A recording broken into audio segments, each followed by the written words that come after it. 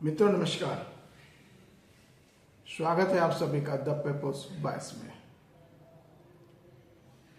आप सभी को धम्मदशमी, विजयदशमी और नवरात्र की हार्दिक मंगल कामनाएं। इसके साथ ही हम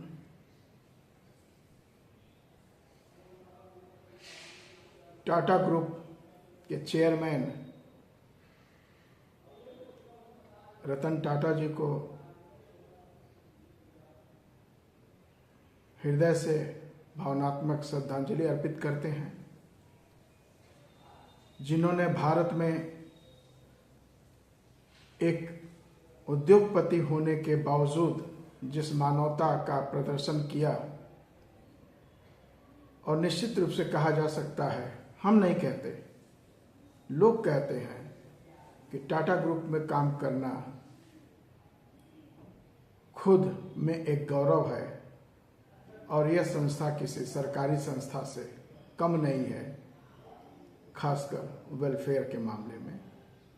हमने बॉम्बे में टाटा पावर प्लांट का विजिट किया था 1992 में। वहाँ ये चीज़ दिखी, हकीकत दिखी। वो हमारे बीच नहीं रहे। लंबी बीमारी के बाद कैंडी हॉस्पिटल बॉम्बे में उनका देहावसान हुआ 9 तारीख को। ईश्वर उनको शांति दे, यह हमारी श्रद्धांजलि है। मित्रों, आते हैं कुछ हक और हकूक पे बात करने। 8 अक्टूबर 2024 को जिला कार्य योजना अधिकारी कुशीनगर ने एक विज्ञापन जारी किया जो आंगनवाड़ी से संबंधित रहा। एक सगा ने महाराजगंज से वो कटिंग भेजी और लिखा कि गुणों को इसमें कोई प्रतिनिधित्व नहीं दिया गया है, क्योंकि अनुसूचित जनजाति के कॉलम में रिक्तियां शून्य दिखाई गई हैं, जबकि टोटल लगभग 250 की रिक्तियां थी, जिसमें 5 पद कुशीनगर के लिए बन रहे थे। उस सगा को हम धन्यवाद करते हैं कि उसने वो कटिंग हमारे पास भेजी और मैंने उसका फिर रिक्रूटमेंट साइट पर जाकर उसकी जांच पड़ताल की तो बहुत लंबा घोटाला दिखा। वाराणसी में भी लगभग 5 सीटें मिलनी चाहिए अनुसूचित जनजाति को, केवल 1 सीट अलॉट की गई है। संत कबीर नगर का रिक्रूटमेंट वेबसाइट खोला तो वहां आगरा का आदेश अपलोड हुआ है और कई और जनपदों में आरक्षित वर्ग की सूची ही नहीं बनाई गई है। ये क्या है? वैकेंसी अपलोड करने वाले इतने लापरवाह कैसे हो सकते हैं? उत्तर प्रदेश अनुसूचित जातियां, अनुसूचित जनजाति एवं पिछड़ा वर्ग आरक्षण अधिनियम 1994, जिसको 2007 में मॉडिफाइड किया गया था, उसके अवहेलना कैसे कर रहे हैं? सर्वविदित है कि इसके अनुसार 2% अनुसूचित जनजाति का कोटा बनता है, 21% अनुसूचित जात का बनता है, 27% ओबीसी का बनता है और एक नया कोटा AWS 10% बनता है। आखिर वैकेंसी में इसको दिखाने की जरूरत क्यों नहीं समझी गई? मित्रों, अगर आप लापरवाही करते रहोगे और शासन प्रशासन पर निगरानी नहीं रखोगे तो आपके हक हकूक आपके समक्ष समाप्त हो जाएंगे। सवाल जाति प्रमाण पत्र का मिलना या न मिलना, यह तो एक प्रोसेस है, नहीं है। आपके अधिकार इन विज्ञप्तियों में दिख क्यों नहीं रहे हैं? क्या आप किसी नेता का इंतजार कर रहे हैं? आप स्वयं नेता क्यों नहीं बन सकते? या जो लीडरशिप है उनके संज्ञान में आप क्यों नहीं लाते? महाराजगंज के साथी का कोटिशा धन्यवाद, उन्होंने इस विषय को लाया और हमने ग्रुप में शेयर किया है। 9 तारीख को उसकी ड्राफ्टिंग की गई मुख्यमंत्री को और उसे भेज दिया गया है, पत्र के द्वारा रजिस्टर पोस्ट से भेजा गया है। मुख्यमंत्री के संज्ञान में यह अनियमितता लाई गई है। प्रमुख सचिव शासन उत्तर प्रदेश शासन के सम्मुख लाया गया है। प्रमुख सचिव बाल विकास एवं पुष्टाहार को भी लाया गया है और निदेशक बाल विकास सेवा और पुष्टाहार इनके भी संपर्क में इनके भी संज्ञान में इसको लाया गया है। तो मित्रों, यह जो चीजें हैं हमें आवाज लगानी होगी। हमें मीन्स केवल डॉक्टर उमेश चंद्र को नहीं, आप सभी को, जो भी पढ़े लिखे शिक्षित लोग हैं उनको इसको संज्ञान में लाना चाहिए। बहुत सारे एनजीओ बनी हैं, महासभाएं बनी हैं, किसी के भी पैड पर इसको दिया जा सकता है। इसमें आप लापरवाही न बरतें तो बेहतर होगा। त्योहारों का उत्सव चल रहा है, हमारे बहुत से लोग इसमें रुचि लेते हैं, करते हैं। आइए देखें बाबा साहब अंबेडकर ने क्या बोला। हेडिंग है, अपने हाथ में आने वाली शक्ति को अमल में लाओ और उपयोग करो। यह बात रविवार 9 अक्टूबर 1932 को 10:30 बजे रात बंबई के इम्प्रूवमेंट ट्रस्ट 4 बेलासिस मार्ग पर डॉक्टर B.R. अम्बेडकर ने सभा को संबोधित किया। सामाजिक सेवा संघ के मुख्य कार्यकर्ता श्री बापू साहेब सहस्त्रबुद्धे ने सभा की अध्यक्षता की। श्री SN शिवतरकर भी उपस्थित थे। डॉक्टर अंबेडकर ने अपने स्पष्ट तथा जीवंत कथन में लोगों को समझाया कि कैसे वे एक दूसरी दुनिया की अनदेखी खुशी की चाह में एक मृग मरीचिका की भांति जीवन को संघर्षमय बनाकर जीते रहते हैं और इस दुनिया की भौतिक शक्तियों पर दिमाग नहीं लगाते। उनका स्पष्ट इशारा है परलोक सुधर जाए और हमारे SC ST OBC के खासकर जो अशिक्षित जनता है वो परलोक सुधारने में लगी है और यही लोग जो वर्तमान जीवन है इसको नकारते जा रहे हैं। उन्होंने हृदय विदारक अपील करते हुए कहा, क्योंकि लोग जीवन की भौतिक जरूरतों की अनदेखी करते थे,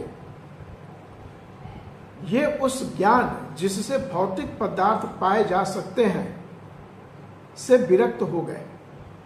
उससे पूरा देश पिछड़ कर रह गया और उन्नति पर रोक लग गई। तुम्हारे गले में डली हुई तुलसी के पत्तों की माला तुम्हें साहूकार के चंगुल से छुटकारा नहीं दिला सकती।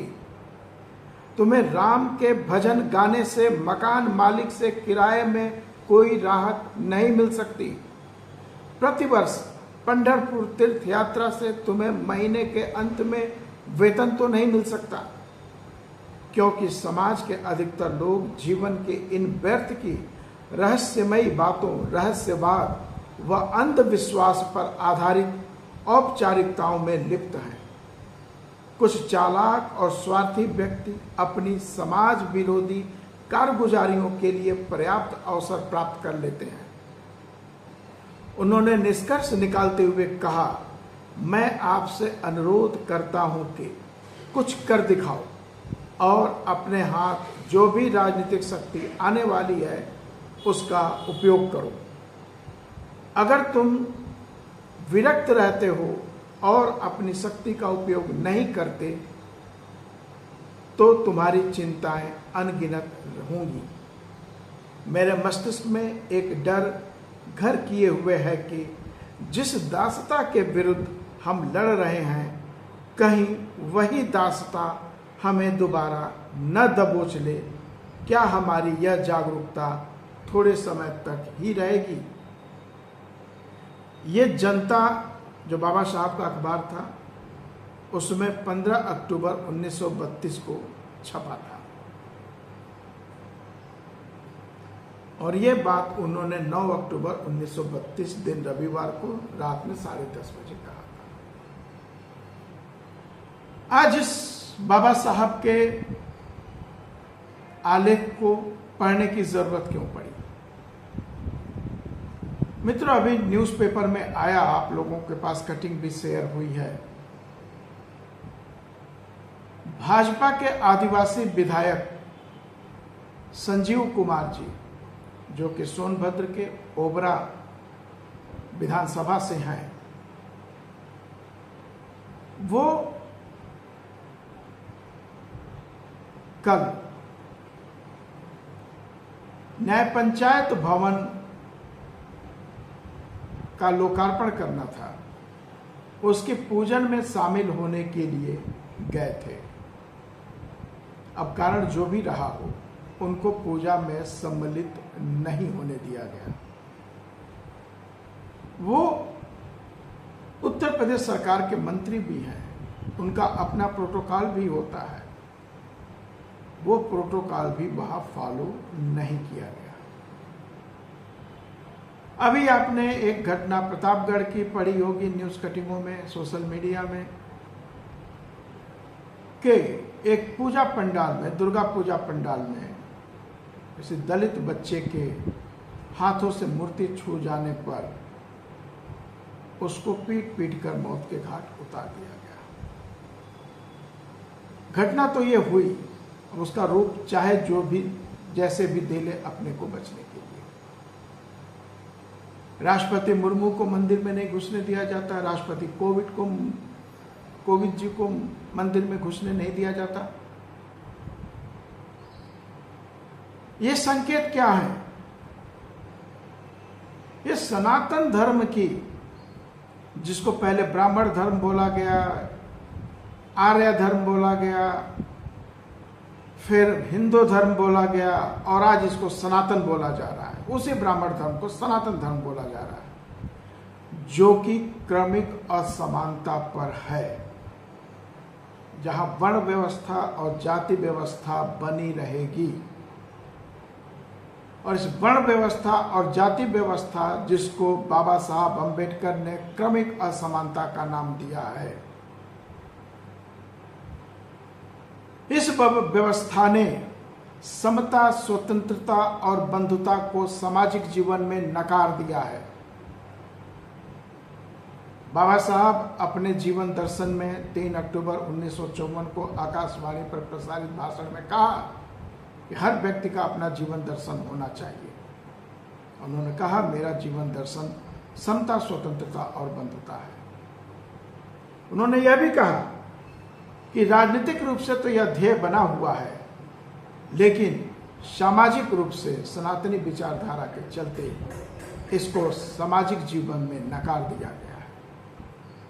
तो मित्रों, ये जो नकारा गया है समता, स्वतंत्रता और बंधुता, उसी नकारे का फल है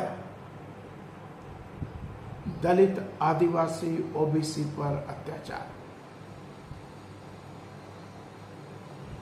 इसलिए आज बाबा साहब के 9 अक्टूबर के इस प्रबोधन को पढ़ने की जरूरत आपके सामने पड़ी। आपकी मुक्ति मंदिर मस्जिदों में नहीं है, आपकी मुक्ति राम नाम लेने में नहीं है।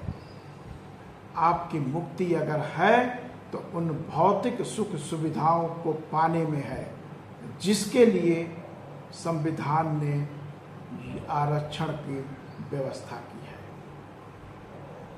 आज निजीकरण के चलते आरक्षण दूर की कौड़ी हो गई। सरकारी नौकरियों में वैकेंसी नहीं निकल रही है, और जो आंगनबाड़ी जैसी छोटी सी वैकेंसी, इसमें भी आपको प्रतिनिधित्व नहीं दिया जा रहा है। टीचर में, सफाई कर्मी में या पुलिस में अगर आपको कुछ मौका मिल रहा है तो वह वैकेंसी भी अदालतों के चक्कर काट रही है। 69,000 की वैकेंसी का क्या हुआ? अगर टीचर में आपका सिलेक्शन हो जाता है तो निश्चित रूप से आपको ज्वाइन करते करते 3 साल 4 साल लग जाता है। क्यों? कोई न कोई उठकर मुकदमेबाजी कर देता है। मित्रों, बाबा साहब के 9 अक्टूबर के दिए गए प्रबोधन को ध्यान में रखिए, अपने को शिक्षित बनाइए, अपना आर्थिक सशक्तिकरण कीजिए, तभी आपका भला होगा। बाकी राम नाम गाने से, सनातनी बनने से, हिंदू मुस्लिम बनने से आपका कोई भला नहीं होगा। भारत का संविधान आपको धर्म की आज़ादी देता है, आप कुछ भी कर सकते हैं। लिप्त मत होइए। मैं इतना ही कहना चाहूँगा। फिर से इस फेस्टिवल आप सभी को हार्दिक मंगल कामनाएं। जय भारत, जय संविधान।